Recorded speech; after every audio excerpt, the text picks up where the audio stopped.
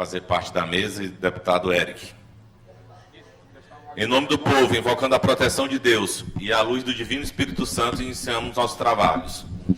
Convido o senhor segundo secretário, deputado Eric Adoc, para fazer a leitura do texto bíblico da sessão anterior, registrando a presença do meu irmão, vereador Imperatriz, enfermeiro Flamarion. Texto bíblico, 27 de setembro de 2023. O coração do homem pode fazer planos, mas a resposta certa dos lábios vem do Senhor. Provérbios 16, 1. Ata da 78ª sessão ordinária da primeira sessão legislativa da 20ª legislatura da Assembleia Legislativa do Estado do Maranhão, realizada em 26 de setembro de 2023. Presidente, senhora deputada Iracema Vale. Primeiro secretário, senhor deputado Antônio Pereira. Segundo secretário, senhor deputado Roberto Costa. O áudio tá ok? Às 9 horas e 30 okay? minutos, presentes os senhores deputados Ana do Gás, André Martins Rezende, Antônio Pereira, Ariston, Carlos Lula, Cláudia Coutinho, Cláudio Cunha, Daniela, Davi Brandão, doutor Iglesias, doutora Viviane, Edna Silva, Eric Costa, Fabiana Vilar, Fernando Brade, Florencio Neto, Francisco Najib, Glauber Coutrin, Guilherme Paz, Emetério Weber, Iracema Vale, Janaína Ramos, Júlio Mendonça, Júnior Cascaria, Juscelino Marreca, Leandro Belo, Mical Damasceno, Neto Evangelista, Osmar Filho, Pará Figueiredo, Rafael, Ricardo Arruda, Ricardo Rios, Hildo Amaral, Roberto Costa, Rodrigo Lado, Solange Almeida, Wellington do Curso e Zé Inácio. Ausente os senhores deputados Aloysio Santos, Arnaldo Melo e Júnior França. A presidente, em nome do povo, invocando a proteção de Deus, declarou aberta a sessão, determinando a leitura do texto bíblico e da ata da sessão anterior, que foi aprovada, e do expediente, que foi encaminhado à publicação. No horário do pequeno expediente, ocuparam a tribuna os deputados Carlos Lula, Júlio Mendonça, Eric Costa, Mical Damasceno, Zé Inácio, doutor Iglesias, Antônio Pereira e Rafael. Esgotando o tempo regimental destinado a este turno dos trabalhos, a presidente declarou aberta a ordem do dia quando foi aprovada em único turno parecer 707 de 2023 da Comissão de Constituição, Justiça e Cidadania, em redação final, o projeto número 362 de 2023, de autoria do deputado Júnior Cascaria, cujo projeto de lei foi encaminhado à sanção governamental. Em primeiro turno, tramitação prioritária, foi aprovado o projeto de lei 495 de 2023, de autoria do Poder Executivo. Em segundo turno, tramitação ordinária, foram aprovados e também encaminhada à sanção governamental os projetos de lei número 322 e 346 de 2023, de autoria do deputado Leandro Belo. Na sequência, foi aprovado o requerimento número 352 de 2023, de autoria do deputado doutor Iglesias. Por fim, a mesa deferiu o requerimento número 353 de 2023, de autoria do deputado Zé Inácio. Nos termos do regimento interno, foram incluídos na ordem do dia da próxima sessão ordinária o projeto de lei 130 de 2023, de autoria do deputado Cláudio Cunha. Os projetos de resolução número 017 de 2023, de autoria do deputado André Martins Rezende, 022 de 2023, de autoria do deputado Roberto Costa, e o requerimento 355 de 2023, de autoria do deputado Zé Inácio. No primeiro horário do grande expediente, não houve oradores inscritos, assim como nenhum deputado foi indicado no tempo destinado aos partidos ou blocos, não havendo oradores inscritos no expediente final.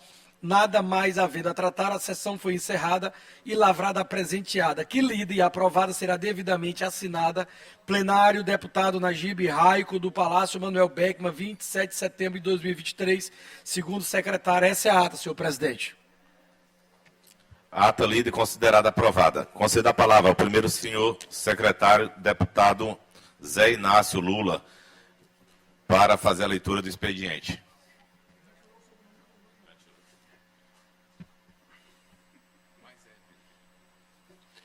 Matéria para leitura da sessão ordinária desta quarta-feira. Projeto de lei número 580 e 581, de autoria do deputado Neto Evangelista. Projeto de lei número 582, de 2023, de autoria da deputada Daniela. Projeto de lei número 583, de 2023, de autoria do deputado Ricardo Arruda. Requerimentos de número 357, de 2023, de autoria dos deputados Rafael e Leandro Belo. Requerimento número 358, de 2023, de autoria do deputado doutor Iglesias. Requerimento número 359, de 2023, de autoria do deputado Zé Inácio. Indicações. Indicações número 4142, 4143, de 2023, ambos de autoria do deputado Ricardo Arruda. Indicação número 4144, de 2023, de autoria da deputada Cláudia Coutinho. Indicação número 4145, de 2023, de autoria do deputado Cláudio Cunha. Indicação 4146, de 2023, de autoria do deputado Leandro Belo. Indicação número 4147 a 4155, de 2023, de autoria do deputado Dr. Iglesias. Expediente lido, senhor presidente. Expediente lido, encaminhada à publicação. Suspenderemos a sessão por 5 minutos e logo voltaremos.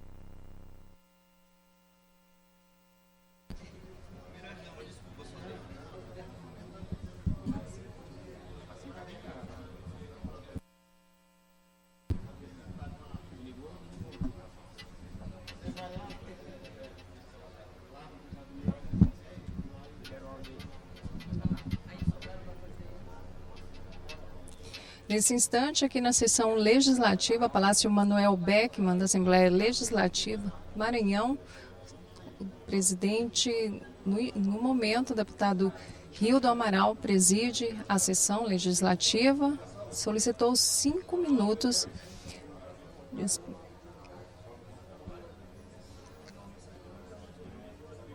de suspensão da sessão legislativa nessa manhã.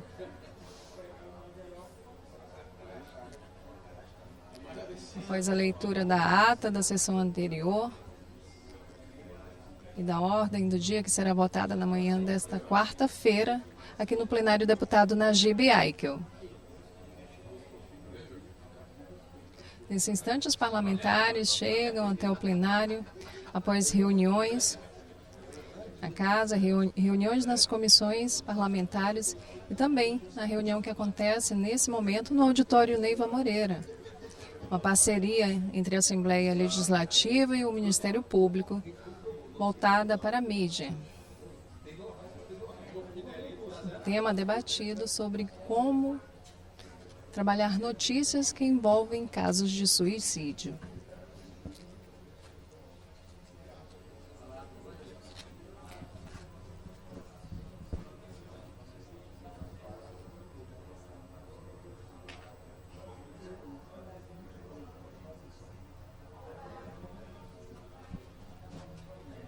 A sessão legislativa desta terça-feira, transmitida pela TV Assembleia ao vivo, canal digital 9.2, está suspensa por 5 minutos, a pedido do deputado Rildo Amaral, que nesse instante preside a mesa.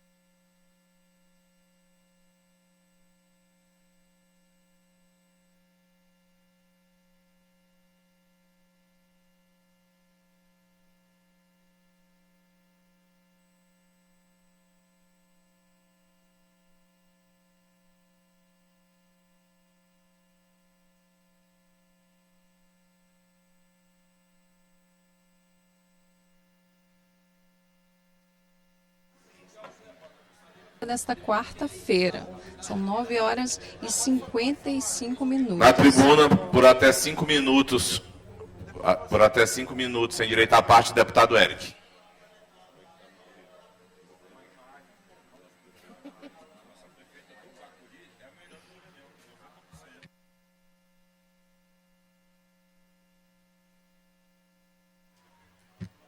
Senhoras e senhores deputados, mesa diretora, deputado Rildo Amaral. Senhores, eu vim aqui apresentar um requerimento e pedir a mobilização dessa casa, mais uma vez no sentido de sentarmos com a nossa bancada, e agora especificamente com os nossos senadores. Tem um tema, deputado Rildo, que tem nos preocupado bastante, o que trata do marco regulatório, o marco temporal de demarcação das terras indígenas. Recentemente, nós recebemos, deputado Cláudio Cunha, uma decisão do Supremo Tribunal Federal, e aqui eu trago uma situação que nós, maranhenses, vivemos, nós temos a expectativa de vivenciar, que é preocupante. Inúmeros municípios maranhenses, municípios que têm grande parte de sua área reservas indígenas, serão afetados diretamente, e nós temos que buscar aqui um questionamento, e quando eu falo em sensibilizar a bancada, principalmente a bancada do Senado Federal, a bancada maranhense que está no Senado nos representando, para que essa discussão, deputado Cláudio, ela seja mais ampla. E eu trago aqui, Arnaldo Melo, um dado de um levantamento que nós fizemos agora em somente um município do estado do Maranhão, que é o município de Amarante. Eu peço que coloque aqui no telão. E o deputado Rildo antecipou a minha fala, não sei se o telão deu tempo aí, o pessoal da mídia, de colocar as informações, mas hoje, o município de Amarante, já está lá no mapa, para que vocês observem, o município de Amarante já tem uma área demarcada de reserva indígena de 408.500 hectares. Isso compreende 54% de toda a área do município de Amarante. Esse é um município que nós estamos trazendo aqui para exemplificar, mas Fernando Falcão, Montes Altos, Barra do Corda, enfim, nós temos uma série de municípios que serão impactados, deputado Cláudio. E lá em Amarante, hoje, 54% da sua área hoje é demarcada reserva indígena. Com as novas demarcações, com os procedimentos que estão tramitando, nós estamos caminhando para que, num futuro bem próximo, nós teremos reconhecimento de mais 163.086 hectares demarcado a área de reserva indígena, o que irá totalizar 571.589 hectares. Agora, a preocupação é porque muito se prega, e aí nós temos que buscar sensibilizar a bancada maranhense no Senado para criarmos um amplo debate e buscar um caminho do meio. É porque quando fala é contra o marco temporal, está defendendo ruralistas, é a favor do marco temporal, está defendendo indígenas. Quando a gente coloca uma luz em tudo isso, a gente vai clarear as ideias, a gente vê que não é o extremo da forma que é apresentado pelas duas correntes. Quando se fala é a favor do marco temporal, está defendendo o ruralista, não é nada, grandes ruralistas, latifundiários, não é nada disso. Só lá no Amarante nós teremos a extinção desses povoados, o fim dos povoados Campo do Formoso, Jurema, Curitiba, Boa Vista, Margarida Alves, Santa Lúcia, Olga Benário, Jabuti, Mundo Novo, Greville, Nova Esperança, Belo Monte, 1 e 2. Milhares de famílias, deputado Cláudio, você é conhecedor daquela região, hoje está lá na sua propriedade, trabalhando com a sua residência, que já vem de um histórico de pais, dos avós, e estão na iminência de perderem através de um processo de demarcação, a casa que elas moram, a terra que elas trabalham, pequenas propriedades. Pequenos produtores da agricultura familiar. E aí, deputado Ricardo Arruda, hoje a gente anda aqui em São Luís, anda nas grandes cidades, nós estamos observando os venezuelanos, que vêm para cá sem ter terra, sem ter casa, sem ter nada, ficam nos sinais, pedindo esmola, pedindo comida, pedindo abrigo. Hoje, deputado Arnaldo Melo, nesse momento, lá na reserva indígena, na BR entre Barra do Corda e Grajaú, nós temos indígenas que estão lá pedindo esmola para comprar merenda. Nós temos indígenas que estão lá com cartaz, mães indígenas com cartaz, pedindo uma esmola para comprar 1 quilo de arroz para alimentar seus filhos. E amanhã, no futuro próximo, porque lá eles não têm alimento, eles não têm segurança alimentar, eles não têm uma educação de qualidade, e amanhã, no futuro próximo, nós estaremos acompanhando os moradores dessa comunidade nas pequenas cidades, porque estarão nas mesmas condições, sem ter casa, sem ter terra para trabalhar, sem ter emprego, sem ter um abrigo, estarão nas pequenas cidades pedindo esmola por conta desse novo processo demarcatório que está tramitando. Então eu estou aqui sensibilizando, é só um exemplo, a cidade de Amarante, eu estou aqui sensibilizando essa casa, para que nós possamos, senhora presidente Iracema, nós possamos criar aqui, iniciar um grande movimento, deputado Antônio Pereira, e sensibilizar a bancada no Senado para que nós possamos buscar um caminho do meio. Nós estamos tratando aqui, deputado Júlio, não é só de grandes ruralistas, nós estamos tratando aqui de pequenas propriedades, nós estamos tratando aqui daquele pai de família que utiliza da agricultura familiar para sustentar os seus entes. E na medida que esses novos procedimentos vão avançando, nós estaremos aqui, o exemplo que eu cito para concluir da cidade de Amarante, nós estaremos com mais de 70% de toda a sua área demarcada como reserva indígena. Aí eu pergunto, deputado Cláudio Cunha, aqueles indígenas que estão neste momento, lá nas margens da BR-226, pedindo esmola para comprar o lanche, em que vai melhorar a vida deles? O que o indígena quer, o que as comunidades indigenistas estão precisando, é de uma educação de qualidade, é de investimento na segurança alimentar. Às vezes não coincidem os interesses da FUNAI com os interesses dos indígenas. E aqui eu trago um dado. Nas aldeias, as comunidades indígenas têm a cobertura do SESAI, que aluga caminhonetes, vereador Flamarion, caminhonete para fazer o transporte dos indígenas que precisam de atendimento de saúde. Mas às 18 horas, essas caminhonetes encerram suas atividades. Estou concluindo, senhor presidente. Encerram suas atividades. Se uma indígena gestante, deputada Andréa, à meia-noite entra no trabalho de parto, ela não tem o transporte até a maternidade. Aí eu pergunto, será se realmente está defendendo o interesse dos indígenas? Eu quero saber em que vai melhorar a educação dos indígenas em Amarante, senão nós estaremos incentivando conflitos em Fernando Falcão, estaremos incentivando conflito lá no Arame, estaremos incentivando conflito em Barra do Corda. Então, deputado Rildo, faço aqui um requerimento e busco sensibilizar a nossa presidente, Iracema, para que nós possamos criar uma frente. Deputado Eric, vai resolver, mas nós vamos fazer alguma coisa.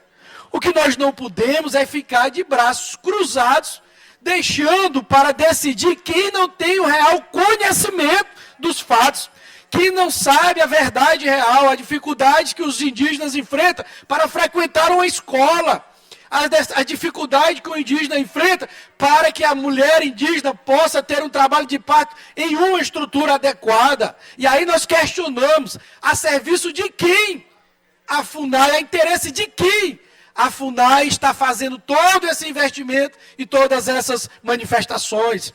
Eu pergunto em que vai melhorar a qualidade do indígena que está lá na... Solicito que libere o áudio para a conclusão do deputado Eric. Eu quero aqui deixar esse questionamento. Em que vai melhorar o indígena que hoje não tem uma educação de qualidade? As primeiras escolas em tempo integral, na educação indígena, o governador Brandão autorizou agora. Nós já vamos implantar no ano que vem, deputado Rio. Nós temos um débito histórico com as comunidades indígenas, Cascaria. Nós temos um débito histórico em todos os sentidos. Eles não têm a oportunidade que os demais têm, não têm uma educação de qualidade, não têm a oportunidade de emprego, mas não é sacrificando alguns que nós vamos pagar essa conta que nós temos com as comunidades indígenas. Não é sacrificando esses pequenos produtores, não é sacrificando o homem do campo que vai ter a sua propriedade comprometida, que a nossa sociedade vai pagar esse débito histórico. Esse débito tem que ser reparado por todos, pela União, pelo governo do Estado, pelos governos dos municípios, dando oportunidade para que esses indígenas possam transformar as suas vidas, as vidas de seus familiares e as vidas de suas comunidades. Não é através desse procedimento, sacrificando alguns, que nós iremos reparar um débito histórico que nós temos com as comunidades indígenas. E para concluir, deputado Rio, eu agradeço mais uma vez pelo espaço concedido. Eu deixo aqui um requerimento para que essa casa ela implante uma frente parlamentar e nós possamos dialogar com o Senado para que, através de uma PEC, de uma proposta de emenda à Constituição, busque um caminho do meio. Não sacrifique essas comunidades e repare o débito histórico que nós temos com a comunidade indígena. Porque esse débito tem que ser reparado. Mas não é através desse caminho. Esse caminho nós estaremos incentivando o conflito, esse caminho nós estaremos incentivando a guerra no campo. E não é isso que nós queremos. Então, deixo aqui no meu registro e o meu apelo a essa casa para que nós possamos montar uma frente e tentar sensibilizar primeiro a nossa bancada dos 3 senadores para que o Senado possa buscar o caminho do meio na solução desse problema. Obrigado, senhor presidente. Senhor presidente, pela ordem aqui, quero só reiterar meu total apoio a você, deputado Eric. É uma bandeira muito importante esta. Eu conversava há pouco com a presidente Iracema dizendo que a presença física dela nessa frente parlamentar, ela com certeza será importantíssima para fortalecer essa sua ideia, esse seu objetivo que vai fazer com que o nosso produtores, amigo do campo, permaneça. É porque não há parte no pequeno expediente, mas eu gostei da contribuição, deputado. Próximo orador, deputado Rio do Amaral.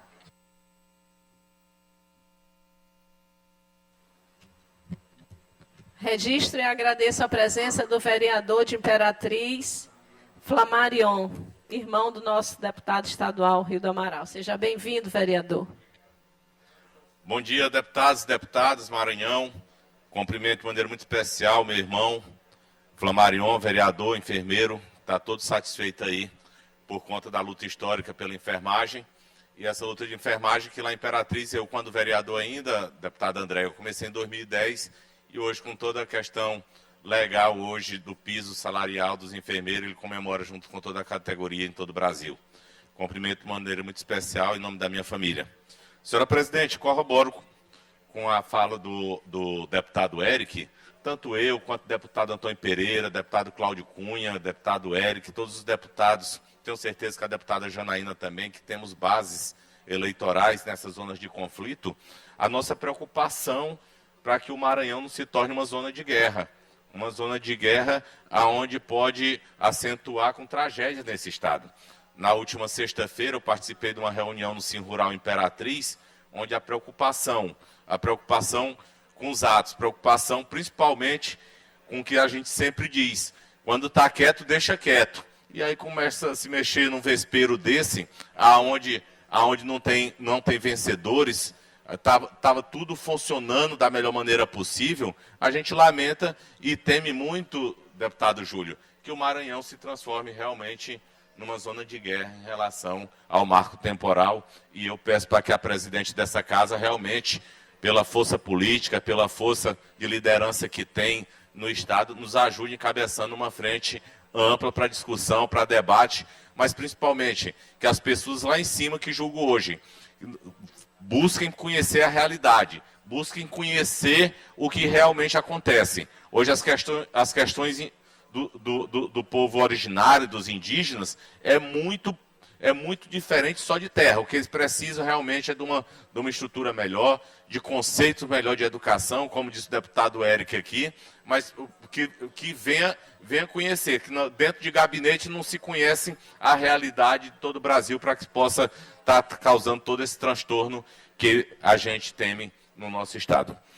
Senhora Presidente, ontem também participei de uma reunião muito importante com o MPF, com a base lá Imperatriz, e o nosso procurador da República lá, o procurador federal, o doutor Felipe, nos atendeu numa questão muito importante da nossa região. Eu, que sou profissional de educação física, sei da importância da categoria, sei que, principalmente durante a pandemia, quando a gente entendeu que ter saúde era a melhor maneira de se prevenir contra os efeitos do Covid, a categoria dos profissionais de educação física, assim como dos enfermeiros, mostrou a sua importância. E em Imperatriz, os primeiros cursos superiores que tivemos foi de licenciatura.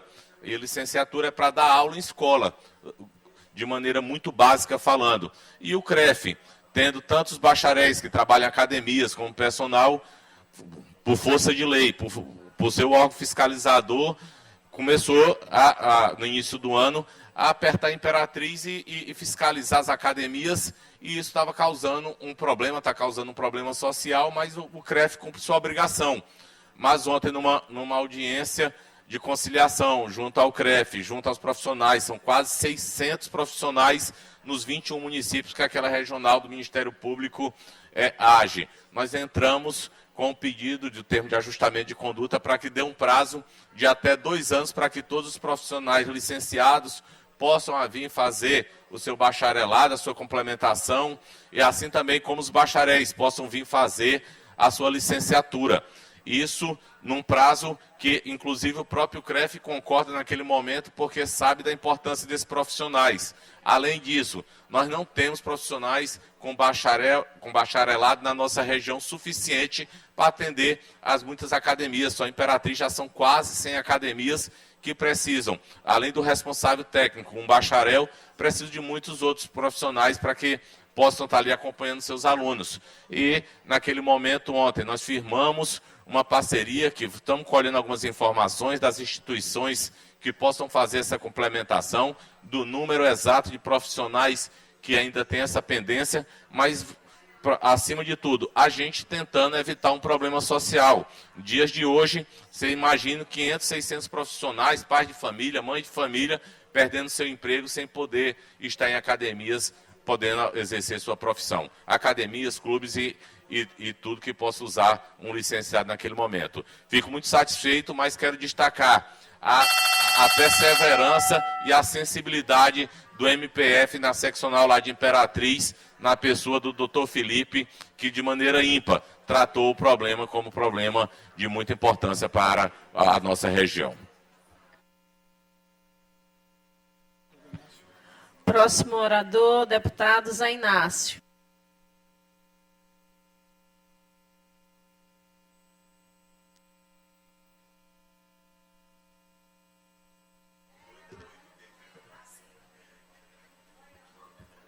Senhora Presidenta, senhores e senhoras colegas parlamentares, pega esse. Ligou aqui? Ligou. Galeria imprensa, todos que nos acompanham através do sistema de comunicação da nossa Assembleia, subo mais uma vez a esta tribuna, desta vez para destacar a importância de um processo que se aproxima, na verdade, no próximo domingo, no próximo dia 1º, que é a escolha de conselheiros tutelares que acontecerá em todo o território nacional. Os conselhos tutelares foram criados em 1990, pelo Estatuto da Criança e do Adolescente. É um resultado de um intenso debate entre a sociedade civil, os governos executivos, tanto federal, estadual, como municipal, e também o Poder Judiciário, que tem um papel importante, tanto o Poder Judiciário como o Ministério Público na organização e no apoio a esses conselhos. E este momento, eu julgo importante destacar aqui na Assembleia, porque no dia 1º, e pela primeira vez, o processo será via urnas eletrônicas, terá o apoio da Justiça Eleitoral na escolha dos novos conselheiros. E eu digo que é importante o envolvimento de nós, parlamentares, aqueles que têm atuação firme na sociedade civil, na verdade, a todos os cidadãos brasileiros, aos cidadãos maranhenses, participar deste importante processo, porque é um contingente muito grande de pessoas envolvidas que vão se dedicar à proteção das crianças e dos adolescentes em todo o Brasil. São, na verdade, 6.100 conselhos tutelares que serão renovados a partir do dia 1º. Serão eleitos 30.500 novos conselheiros em todo o Brasil. Os 217 municípios, deputado Julinho, terá este processo no Maranhão, todos os municípios maranhenses. Aqui, por exemplo, em São Luís, serão 50 conselheiros e 100 suplentes que serão eleitos para fazer parte, compor os 10 conselhos existentes aqui na capital. Então, deputada Iracema, este é um processo que nós temos que não só reconhecer a sua importância, mas fazer o chamamento a toda a sociedade brasileira, em particular aos maranhenses, para que se envolvam nesse processo, que possam, inclusive, votar para poder escolher o conselheiro que vai representar a sua comunidade, o seu bairro, que vai estar atuando, auxiliando os poderes constituídos que garantem proteção a crianças e adolescentes no nosso Estado.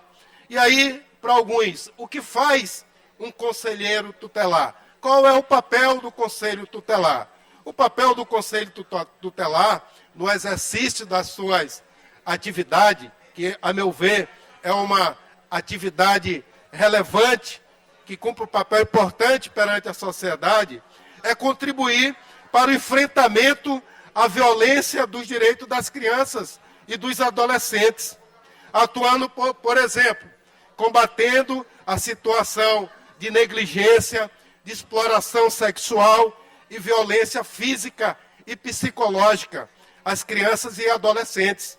Ou seja, entre várias funções, os conselheiros são chamados a agir em casos de denúncias, de ameaças ou violência consumadas de direito a crianças e adolescentes. Então, tem uma importância que merece o nosso registro aqui desta tribuna e também o nosso reconhecimento.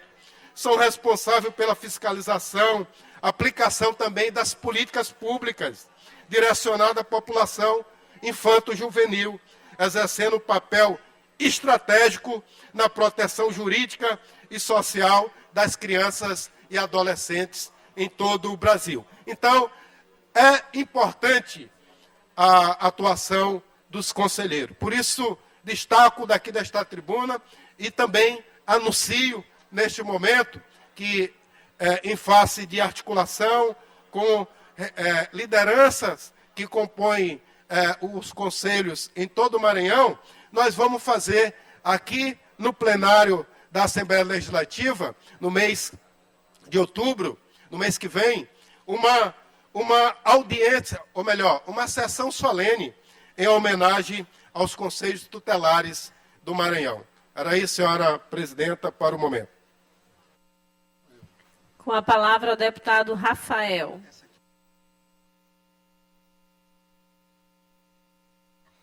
Senhora presidente Iracema, senhoras e senhores deputados, telespectadores das plataformas digitais que transmitem a sessão da Assembleia Legislativa.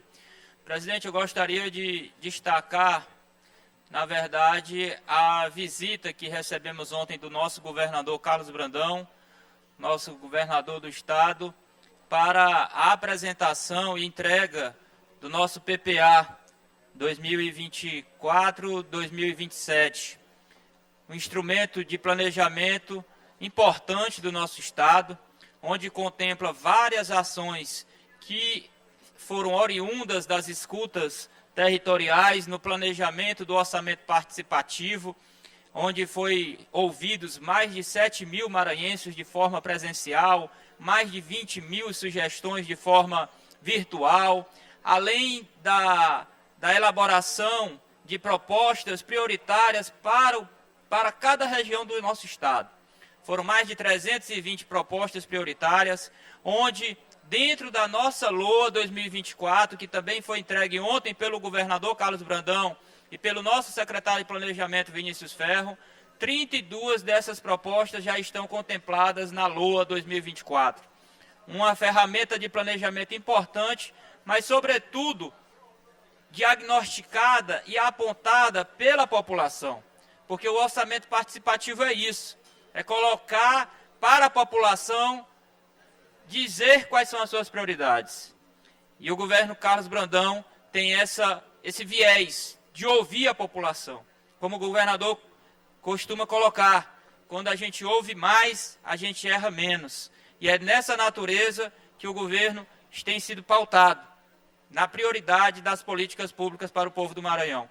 Por isso, faço aqui questão de enaltecer, inclusive, a presença do próprio governador para a entrega da lei orçamentária anual, que estará em discussão nessa casa através da Comissão de Orçamento, presidida pelo colega e amigo deputado Glaubert Coutrin, que teremos aí um prazo para discutirmos tanto a LOA quanto o PPA. Estamos discutindo todas as políticas públicas, as movimentações orçamentárias. Recebemos um PL de aproximadamente um pouco mais de 29 bilhões, um incremento de 13% com relação ao exercício anterior, mas que contempla também, inclusive, as futuras e possíveis operações de créditos que o governo venha a fazer. Então, senhora presidente, quero destacar que esta Casa Legislativa, que representa diretamente o povo do Maranhão, se sente contemplada também, principalmente, num momento muito importante, pois, de fato, o orçamento público do Estado do Maranhão é o norte da realização das políticas públicas.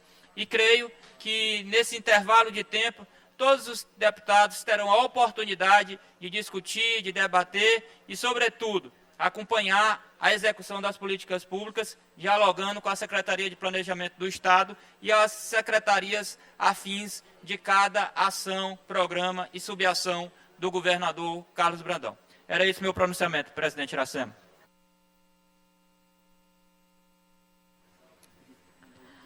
Concedo a palavra ao deputado Iglesio. Quero registrar e agradecer a presença em plenário dos alunos do terceiro período do curso de Direito da UNDB, da professora Tereza Helena Barros. Sejam bem-vindos a essa casa.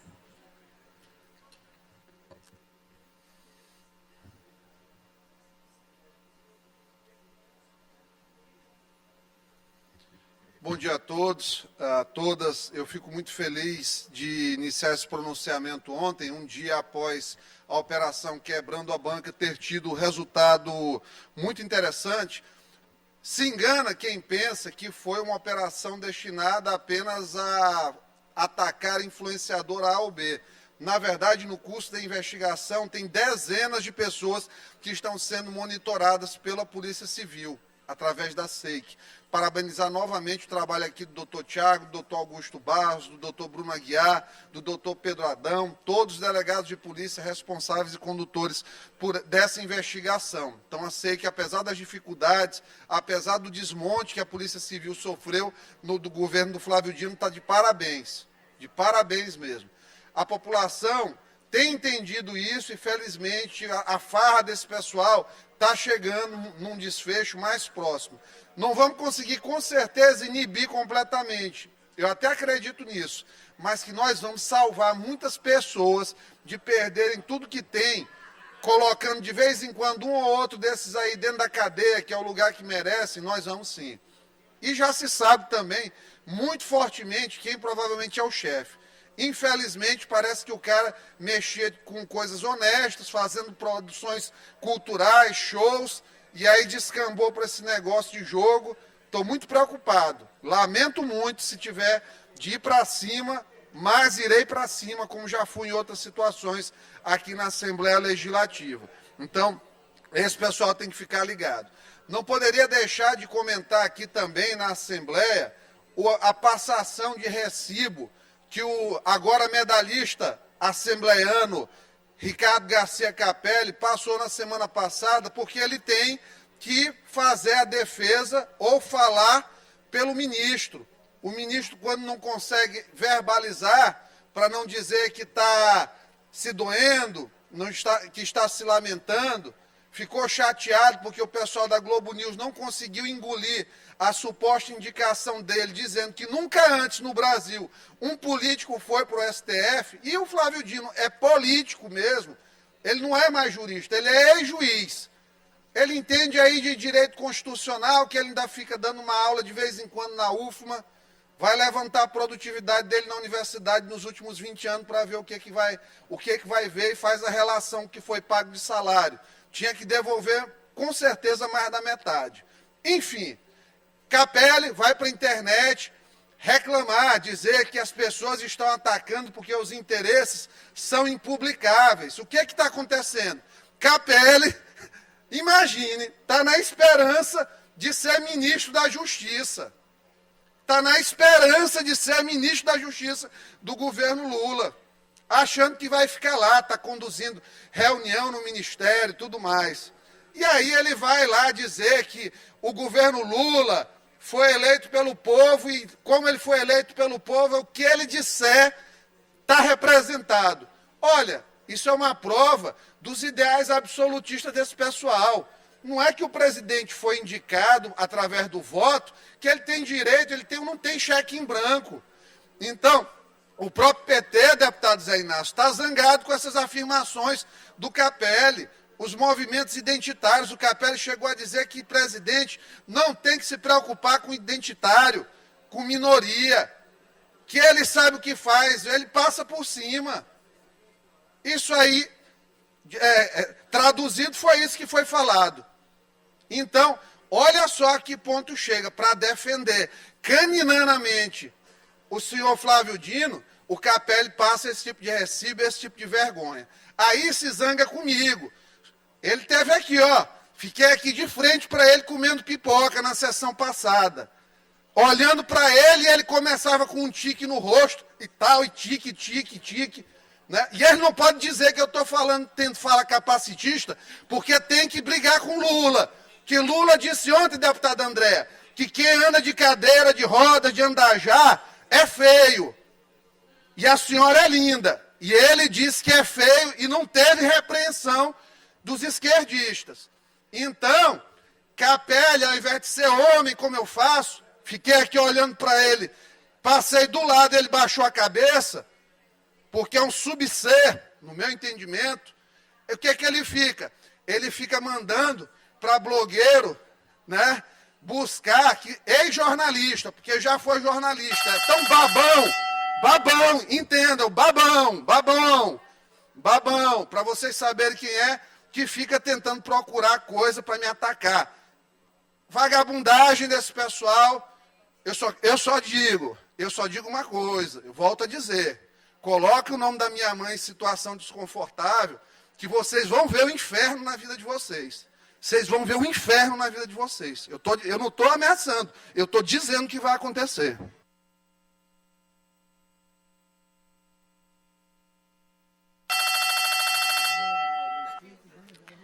Vamos passar a ordem do dia.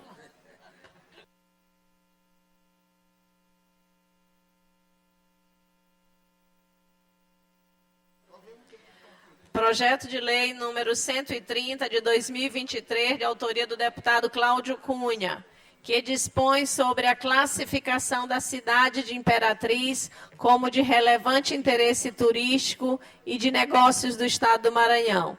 Com pareceres favoráveis das comissões de Constituição, Justiça e Cidadania, relator deputado Florencio Neto, e de Turismo e Cultura, relator deputado Rildo Amaral.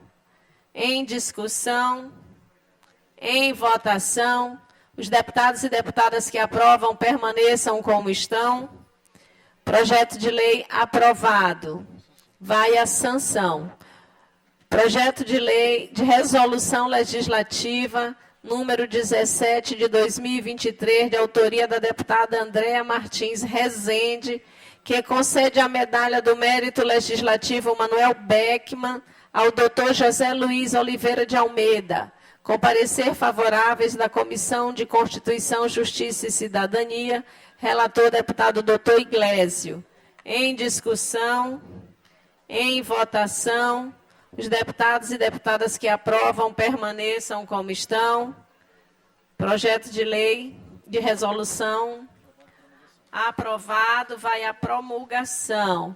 Projeto de resolução legislativa número 22 de 2023, de autoria do deputado Roberto Costa, que concede o título de cidadão maranhense ao senhor Maurício Ribeiro Martins, com parecer favorável da Comissão de Constituição, Justiça e Cidadania, relator deputado Fernando Braide. Em discussão, em votação, os deputados e deputadas que aprovam permaneçam como estão. Projeto de resolução legislativa aprovado. Vai à promulgação. Requerimento número 355 de 2023, de autoria do deputado Zé Inácio, solicitando ao excelentíssimo senhor ministro de Estado dos Transportes, Renan Filho, e ao ilustríssimo senhor superintendente regional do DENIT no Estado do Maranhão, Glauco Henrique Ferreira da Silva, informações do projeto de execução da BR-308, do trecho Viseu-Pará até Alcântara, Maranhão. Como vota o senhor primeiro secretário, Antônio Pereira? Pelo deferimento. Como vota a senhora Andréa, segunda secretária? Pelo deferimento. Requerimento deferido. Nos termos do regimento interno, determino a inclusão na ordem do dia da sessão ordinária de quinta-feira, dia 28 de setembro de 2023, das seguintes proposições. Requerimento número 358 de 2023, de autoria do deputado doutor Iglesio. E o requerimento número 359 de 2023, de autoria do deputado Zé Inácio. Encerrando a ordem do dia, o grande expediente não há inscrito. No tempo dos blocos parlamentares.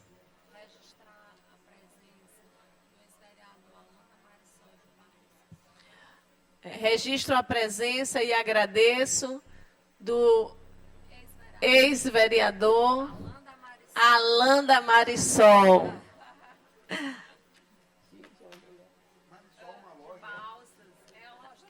É de Balsas, deputada Andréa pedindo o registro e nós registramos e agradecemos a presença em plenário. Presidente, Senhora Presidente, questão de ordem. Também quero subscrever também sobre a fala em nome do nosso amigo de Balsas, ex-vereador, segundo suplente de deputado estadual, Alanda Marisol, da minha querida deputada Andréa Rezende. Feito o registro, viu? Seja bem-vindo. Presidente, reitero. Presidente. Sim, pela ordem. Deputado, só um minuto, por gentileza. Pois não. Só para registrar também, claro, agradecer a presença do ex-vereador Alanda Marisol, da cidade de Balsas, mas também registrar a presença do ex-presidente da Câmara de Vereadores de Timon, vereador Wilmar Rezende, que nos visita na manhã de hoje, que inclusive fez uma audiência pública para debater a sua lei, aprovada por essa Assembleia, uma audiência pública muito movimentada e que trouxe grande repercussão à nossa cidade. Tá bom, presidente? Eu agradeço, viu? E já registro a presença e agradeço aqui conosco. Agradeço tanto a discussão que aconteceu em Balsa, o debate, a divulgação da nossa lei, quanto a presença aqui em plenário. Presidente, E Timon, né?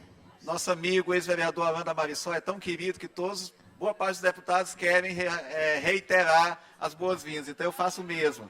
Depois até eu quero conhecer ele e registrar aqui, porque tá... Pois é. Mas reitero e aproveito para agradecer a receptividade que ele teve comigo em todas as vezes que eu estive em Balsa. Então, seja bem-vindo e é uma satisfação muito grande tê-lo aqui conosco, Alan. Feito o registro. No bloco parlamentar Juntos pela Maranhão, deputado Júlio Mendonça, por 6 minutos.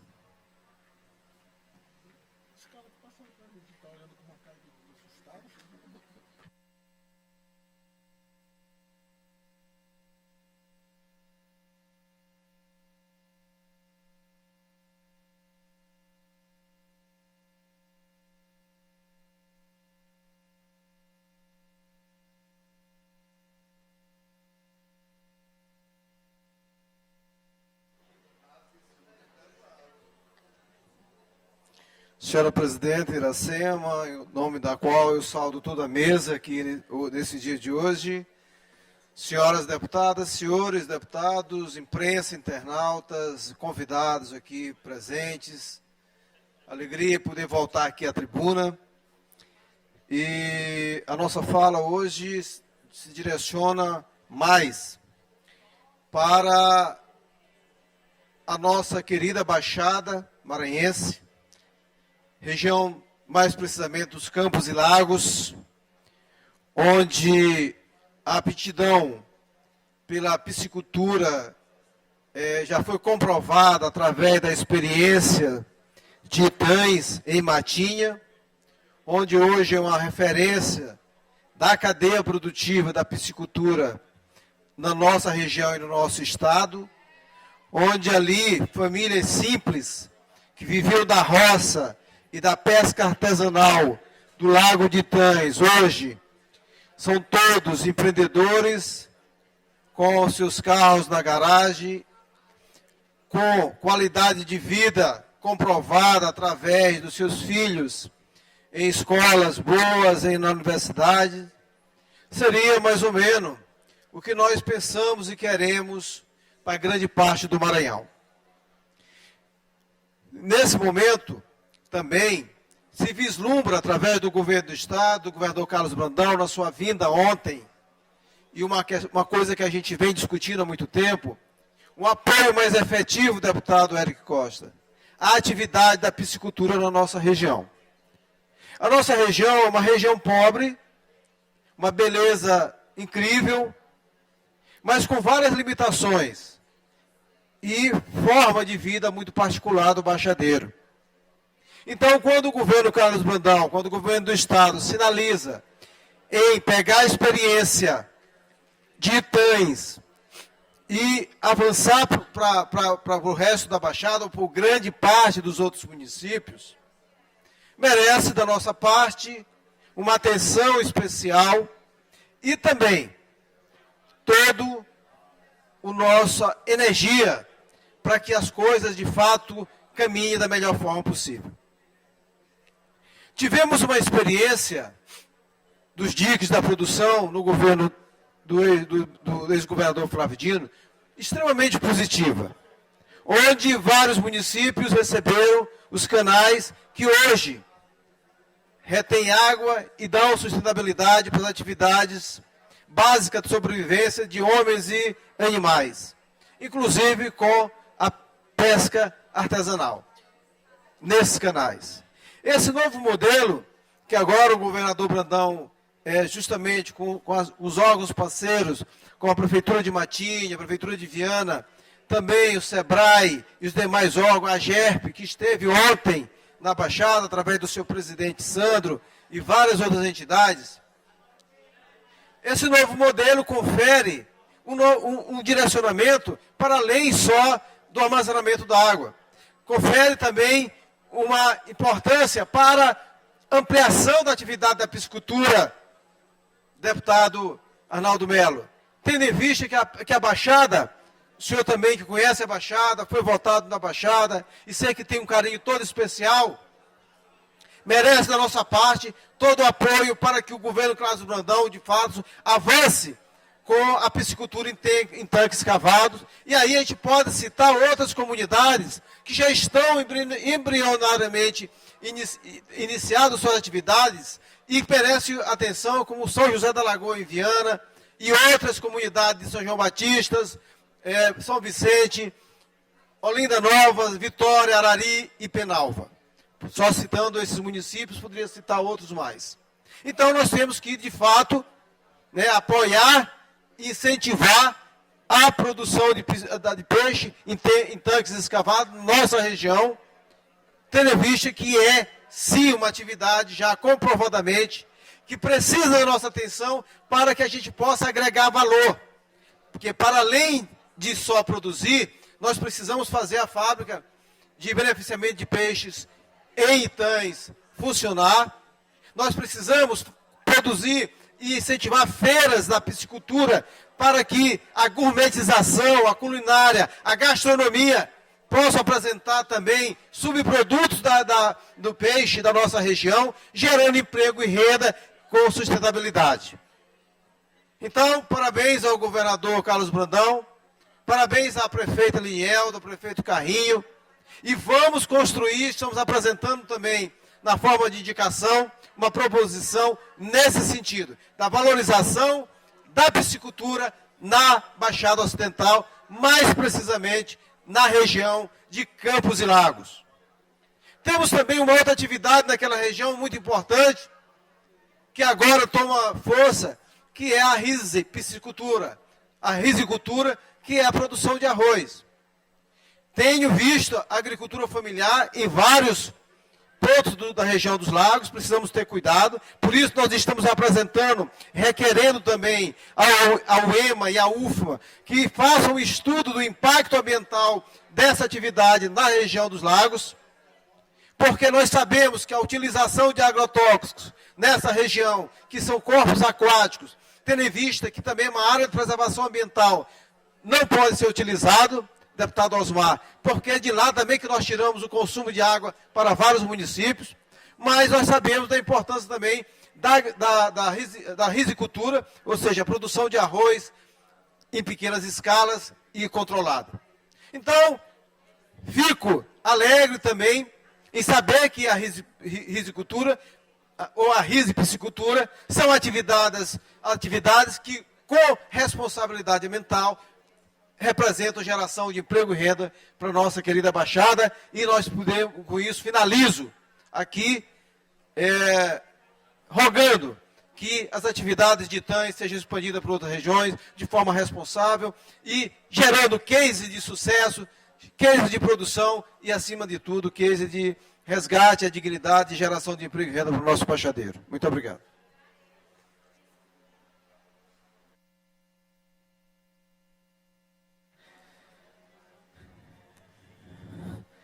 Bloco Parlamentar pelo Maranhão, nós queremos agradecê-los. E agora, Bloco Parlamentar Unidos pelo Maranhão. Deputado Neto Evangelista, Vossa Excelência indica alguém? Ou Vossa Excelência mesma quer ocupar o espaço? Eu indico o deputado Osmar Filho, presidente, para fazer o uso do tempo do bloco. Por até 16 minutos, com direito à parte. Com a palavra, deputado. Parabenizá-lo hoje, Osmar, pela entrevista. Muito bem, Osmar.